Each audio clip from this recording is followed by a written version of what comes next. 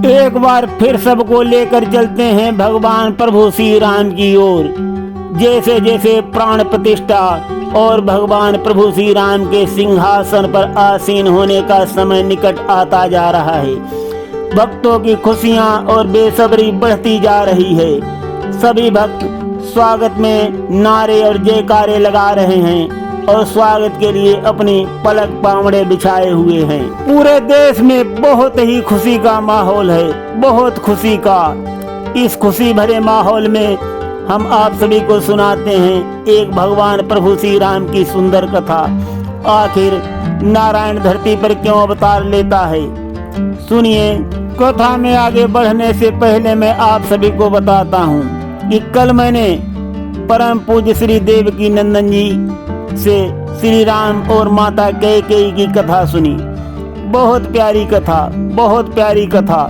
मैं बहुत प्रभावित हुआ, बहुत अच्छी लगी कथा और मैं उनका बहुत अनुयायी हूँ। और इसी प्रकार परम पूज्य स्वामी प्रेमानंद जी का, महाराज का मैं बहुत अनुयायी हूँ। उनके प्रवचन हमको बहुत अच्छे लगते हैं और मैं बहुत प्रभावित हूँ। साथियों, मुझे शौक लगता है, मैं बिना संसाधनों के आप तक पहुंचाता हूं और मेरे मन में यही भावना रहती है जो मुझे अच्छा लगता है और सुन सुन करके मेरा कल्याण होता है।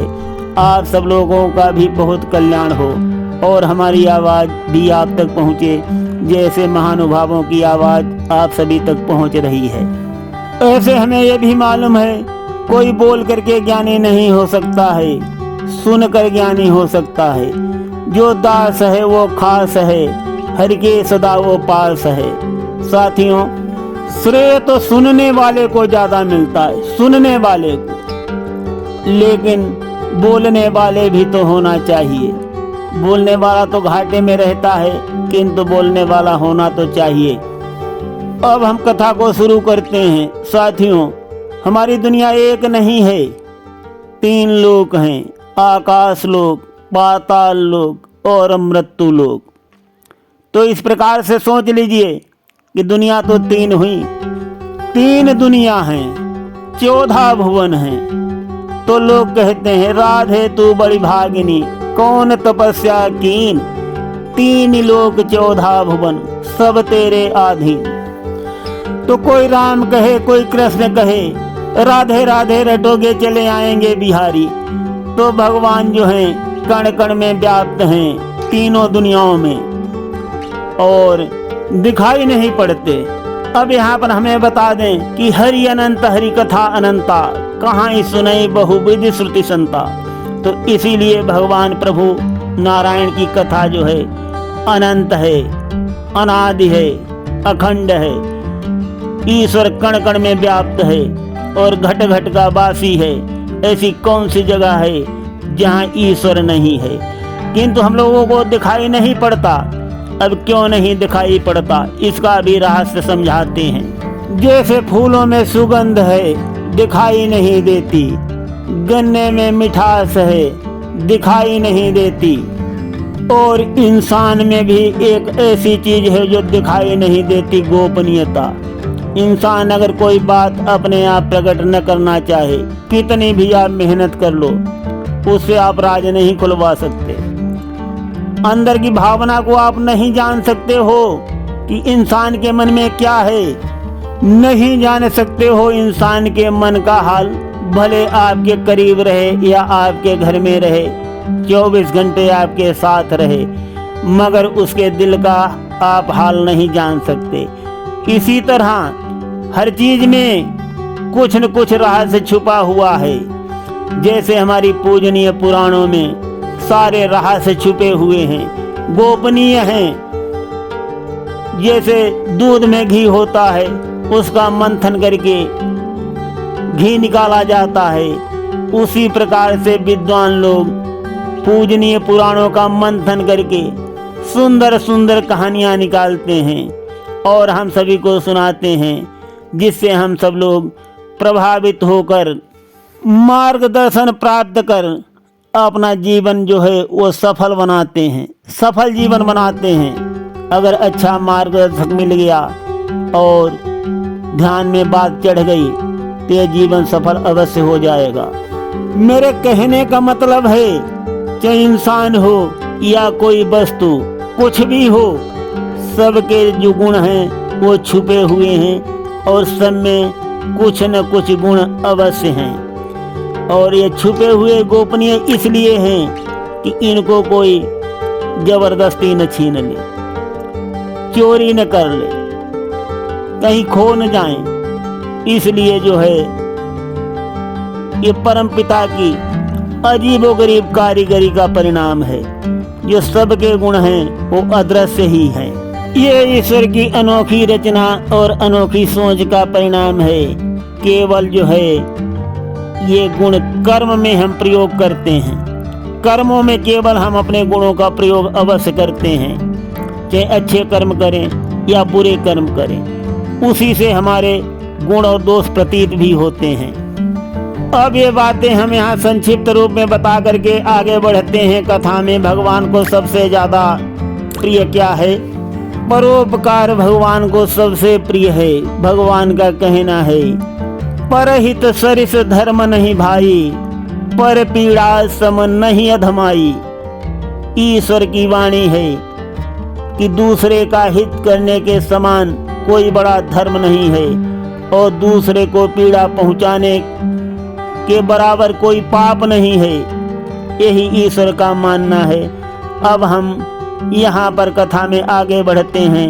कथा में आगे बढ़ने से पहले ये अवश्य बता दूं कि भगवान को सबसे ज्यादा क्रोध किस बात पर आता है और कब वो बहुत ज्यादा नाराज हो जाते हैं। तो साथियों, अगर भगवान के भक्त का कोई अहित करता है या भगवान के भक्त को कोई पीड़ा पहुंचाता है तो भगवान वो चीज बर्दाश्त नहीं करते हैं। उनको बहुत जल्दी क्रोध भी आता है और बहुत गुस्सा भी आता है। जब सुग्रीव ने भगवान प्रभु श्री राम से कहा कि बाली ने मुझे बहुत बड़े बड़े त्रास दिए हैं प्रभु, और सारी घटना बताई, तो निज दुख गिरि सम रज करी जाना, मित्र दुख रज मेरु समाना। सुन सेवक दुख दीन दयाला, फरक उठे तो भुजा विशाला। सुन सुग्रीव मैं मारी हूँ, बाल ही एक ही बान, ब्रह्म रुद्र शरणागत गए न उबरी हैं प्राण। ऐसे कहा था भगवान प्रभु श्री राम ने सुग्रीव से। अगर भगवान के भक्त और सेवक को कोई प्रताड़ित करता है या पीड़ित करता है तो भगवान कदापि बर्दाश्त नहीं करते हैं। अब जय श्री राम तो बोलना पड़ेगा। जय श्री राम, जय श्री राम। अब बता दें पूजनीय रामायण का विस्तार कहाँ से हुआ, कहाँ से भगवान प्रभु श्री राम की कथा की उत्पत्ति हुई। भगवान प्रभु श्री राम की कथा भगवान भोलेनाथ के हृदय में प्रकट हुई थी। श्री रामायण की सत्य कथा शिव शंकर के ओर आई थी। जग जननी दक्ष कुमारी को जो पहली बार सुनाई थी। रामायण की सत्य कथा ऋषियों मुनियों ने गाई है। श्री राम नाम के 2 अक्षर में सब सुख शांति समाई है। गुरुजन को मेरा प्रणाम, चरणों में शीश झुकाता हूँ। श्री राम नाम की महिमा का नूतन अध्याय सुनाता हूँ। भगवान भोलेनाथ के बाद कागभुसुंड जी और फिर जागबलिक मुनि जी को भगवान प्रभु श्री राम कथा का ज्ञान हुआ। और अब आगे हम सुनाते हैं भगवान ने धरती पर क्यों अवतार लिया, वो सुनिए। एक बार जय विजय थे 2 हरि के दरबान, प्रिय भी थे हरि को बहुत दोनों ये बलवान। बल पौरुष का बढ़ गया जब उनको अभिमान, लगे सोचने श्री हरि किस विधि करूं निदान। नारायण हरि को अभिमान बिल्कुल पसंद नहीं है। देवर्षि नारद जी का सभी जानते क्या हाल हुआ। और अगर हम भगवान की उपासना करते हैं और हम सोचते हैं कि हमें मुसीबतें आती हैं, तो कहीं न कहीं हमारे भी अभिमान का ही परिणाम होता है। यही हम संक्षिप्त में यहाँ पर बताते हैं और अब कथा को आगे बढ़ाएंगे। भगवान अपने भक्तों का भी अभिमान अवश्य तोड़ देते हैं, अभिमान को नहीं आगे बढ़ने देते हैं। जब भगवान को ये मालूम हुआ कि हमारे द्वारपाल ही अभिमान में चूर हो गए हैं, तो हरि सोच में पड़ गए, श्री हरि नारायण सोच में पड़ गए। तब उन्होंने कहा माता लक्ष्मी से, अरे मेरे ऊपर तो देवर्षि नारद जी का भी श्राप चढ़ा हुआ है कि नारी बिरहा तुम हो दुखारी, करी है की सहाय तुम्हारी। भगवान सोच रहे हैं कि अब क्या किया जाए, कैसे निपटा जाए। माता लक्ष्मी से कहते हैं भगवान, सोचा हरि ने एक दिन जय विजय के अभिमान पर, माँ लक्ष्मी से पुनि कहा ये बात सुन लो ध्यान धर। श्राप नारद ने दिया जो शीश पर मेरे चढ़ा, जय विजय के मद का नशा उससे अधिक संकट बढ़ा। माता लक्ष्मी जी से कहते हैं कि अब क्या किया जाए। सोच विचार के कहते हैं कि अब मुझे अवतार लेना पड़ेगा, मनुष्य रूप में जाना पड़ेगा और तुमको सीता बनना पड़ेगा। तो सारा विचार बना लेते हैं और उसके बाद माता लक्ष्मी को द्वारपालों के पास भेजते हैं और कहते हैं कि द्वारपालों से कह दो कि आज कोई हमसे मिलने के लिए नहीं आएगा। माँ लक्ष्मी से पुनि कहा, जय विजय से जाकर कहो, बलबीर दोनों आज मिलकर सजग ड्यूटी पर रहो। दिन आज का कुछ खास है, शुभ काम मेरे धाम में, आए न कोई मिलन को, ना विघ्न हो आराम में। भगवान प्रभु श्री नारायण हरि का आदेश सुनकर माता लक्ष्मी द्वारपालों के पास आती हैं और उनको सारी चीजें समझा देती हैं। द्वारपाल अपना शीश झुकाते हैं और कहते हैं जो आज्ञा। तो आगे क्या होता है सुनिए। आदेश देकर द्वार पर माँ पुनि गई निज धाम को, हरि ने नर लीला रची भेष धरि श्री राम को। जगत माता लक्ष्मी को रूप सीता का दिया, जय विजय के उद्धार का अधिकार उनको ही दिया। होनी हुई सवार द्वार पर ऋषिवर आते हैं, श्री राम सकल गुण धाम की हम कथा सुनाते हैं। देखो धरती का उद्धार करने के लिए और सबका संकट हरने के लिए भगवान ने ऐसे नरलीला रची थी। अब सुनिए आगे क्या होता है। सजग द्वार पर खड़े थे दोनों पहरेदार, हर से मिलने के लिए मुनिवर करें पुकार। सुने न मुनिवर के वचन, नहीं झुकाया माथ, रोका जब कटु वचन कही, कुपित हुए मुनिनाथ। ऋषियों को दोनों द्वारपाल भुजदंड दिखाते हैं, श्री राम सकल गुण धाम की हम कथा सुनाते हैं। तो देखिए भगवान का अपने संतों और भक्तों को बचाने का कैसा अनोखा तरीका है। और होनी सवार हो गई है, सप्त ऋषिगण द्वार पर आ जाते हैं और अंदर प्रवेश मांगते हैं। उनको देख करके द्वारपाल घमंड में आकर के उनका उपहास करते हैं और अपनी भुजा को सामने अड़ा देते हैं। कहते हैं खबरदार आगे मत बढ़ना, आज भगवान से किसी को मिलने की इजाजत नहीं है। उनका ये व्यवहार देख करके सप्त ऋषि जो हैं वो नाराज हो जाते हैं और उनको क्रोध करके भयंकर श्राप दे देते हैं कि जा करके तुम घोर निशाचर बन जाओ दोनों। जब सप्त ऋषिगण श्राप देने लगते हैं तब दोनों द्वारपाल जय और विजय अपने कान बंद कर लेते हैं। वो कहते हैं कि आप कुछ भी कहो मैं सुनूंगा ही नहीं। उन्होंने तो नहीं सुना, किंतु उनको श्राप हो गया। जब उनको मालूम पड़ा तब वो मुनिवरों के चरण पर गिर गए और फिर जाकर के नारायण हरि से प्रार्थना किया, विनम्र निवेदन किया। तब भगवान ने कहा माता लक्ष्मी से कि अब इनके उद्धार का जुम्मा तुमको ही लेना पड़ेगा, तुमने ही इनको आदेश दिया था। देखो भगवान अपने जन की भी कैसे परीक्षा लेते हैं और कैसे कैसे अटपटे प्रश्नों में फंसा देते हैं। तो ये भगवान की ही इच्छा थी, जो पूजनीय सप्तऋषियों ने उनके ही द्वारपालों को श्राप दे दिया। देख लीजिए साथियों, कैसी है भगवान की लीला। भगवान जो करते हैं वो अच्छा ही करते हैं, अच्छा ही हो रहा है, अच्छा ही हुआ था और अच्छा ही होगा।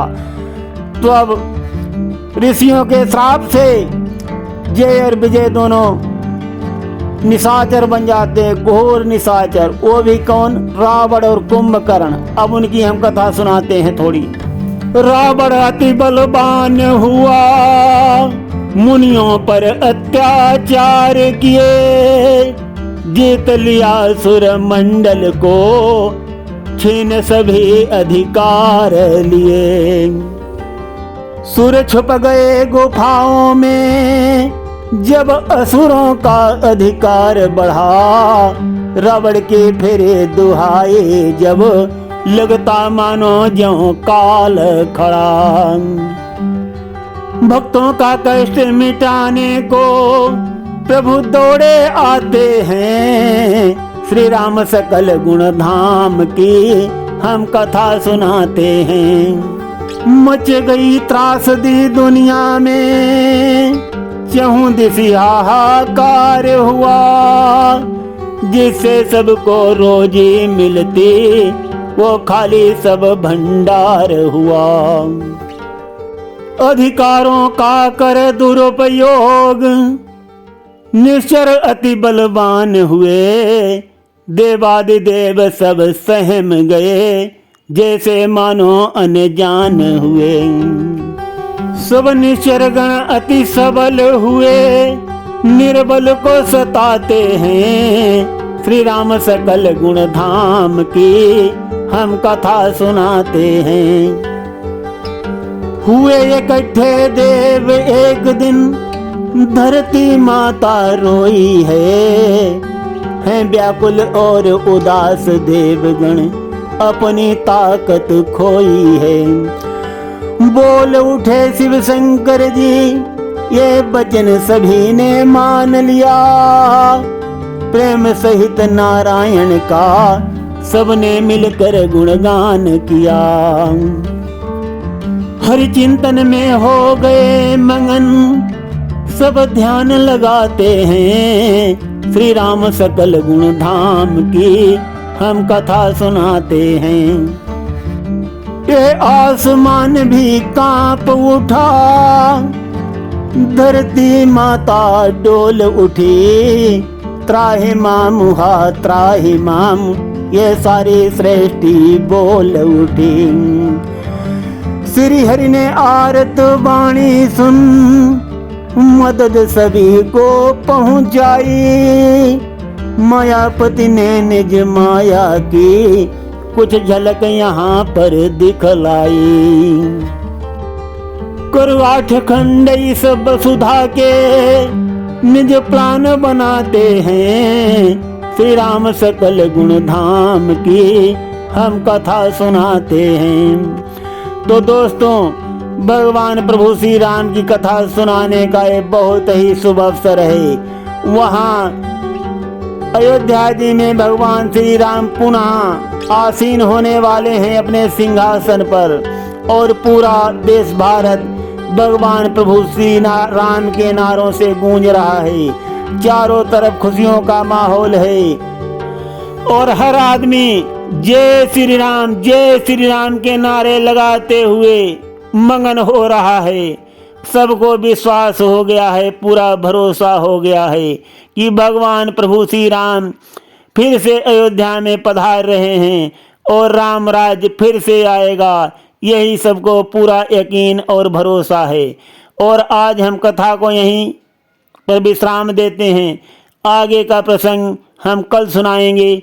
सुनते रहिए गिरीश आध्यात्मिक ड्रीम में अत्यंत रोचक भगवान प्रभु श्री राम की कथा। और भगवान प्रभु श्री राम ने हमारा सबकी मुसीबत दूर करने के लिए, हम सबका संकट हरने के लिए ही इस पृथ्वी पर अवतार लिया था।